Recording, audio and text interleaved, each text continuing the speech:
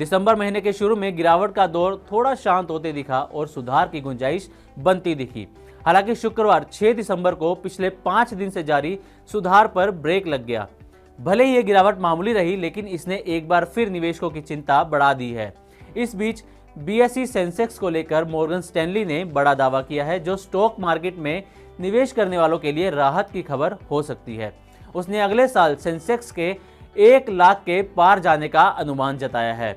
Investment banking company Morgan Stanley का कहना है कि भारत 2025 में सबसे अच्छा प्रदर्शन करने वाले उभरते बाजारों में से एक हो सकता है। भारतीय कंपनियों की मजबूत कमाई, मैक्रो स्टेबिलिटी और मजबूत घरेलू निवेश को इसकी वजह माना जा रहा है।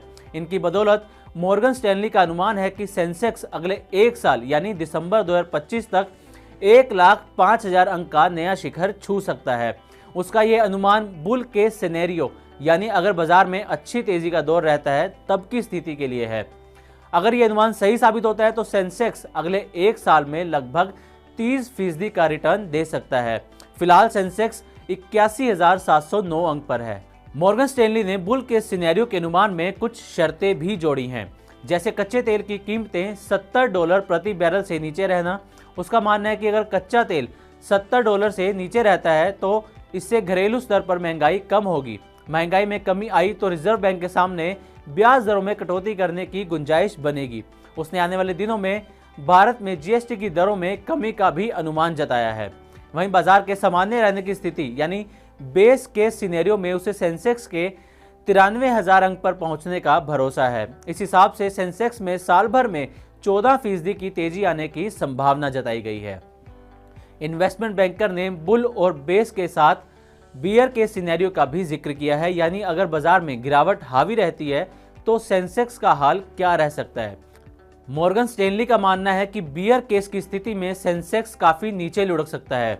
गिरावट हावी रहने पर सेंसेक्स मौजूदा स्तर से 20% नीचे गिरकर करीब 70,000 अंक पर आ सकता है।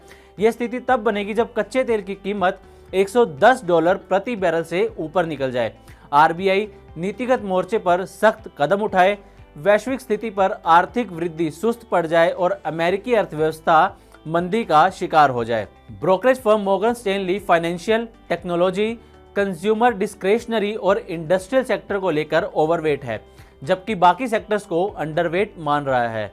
मॉर्गन स्टैनली ने अपनी फोकस लिस्ट में FirstCry, Maruti Suzuki, Reliance Industries, ICICI bank, SBI life insurance, HAL, L and T, Infosys और अल्ट्राटेक सीमेंट जैसे शेयरों को शामिल किया है।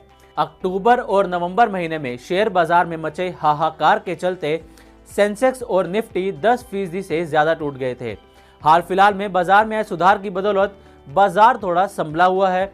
सेंसेक्स 27 सितंबर 2024 को अपने ऑल टाइम हाई यानी 85,978 अंक से अब भी 5% गिरा हुआ है।